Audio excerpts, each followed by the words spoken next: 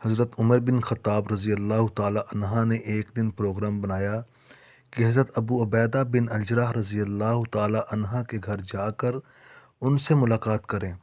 اس وقت ابو عبیدہ بن الجرح رضی اللہ تعالی عنہ مسلمانوں کے وزیر خزانہ مال تھے۔ انہوں نے کہا، امیر المومنین، مجھے یہ بات پسند نہیں کہ آپ کی آنکھوں کے پیمانے چھلک پڑیں۔ حضرت عمر بن خطاب رضی اللہ تعالی عنہ نے اصرار کرتے ہوئے کہا، میں تم سے تمہارے گھر میں ضروری ملاقات کروں گا۔ جب سیدنا عمر فاروق رضی اللہ تعالی عنہ سیدنا ابو عبیدہ رضی اللہ تعالی عنہ کے گھر داخل ہوئے تو دیکھا کہ ان کے پاس ایک جبہ، بکری کی ایک کھال، ایک برتن کھانے پینے کے لیے اور ایک برتن وضو کرنے کے لیے تھا۔ اس کے علاوہ کچھ نہ تھا۔ انہیں ایسا گھر دکھائی دیا جیسے وہ غریب ترین مسلمان کا گھر ہو۔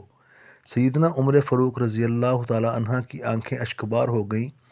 حضرت ابو عبیدہ رضی اللہ تعالی عنہ نے کہا، امیر المومنین، میں نے آپ سے نہیں کہا تھا کہ میں آپ کی آنکھوں سے پہلے والی آنسوؤں کی برخار نہیں دیکھنا چاہتا۔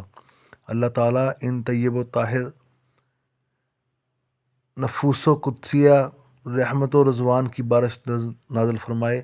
بے شک وہ اقوام عالم کے لیے عظمتوں کے جگمگاتے ہوئے مینار تھے۔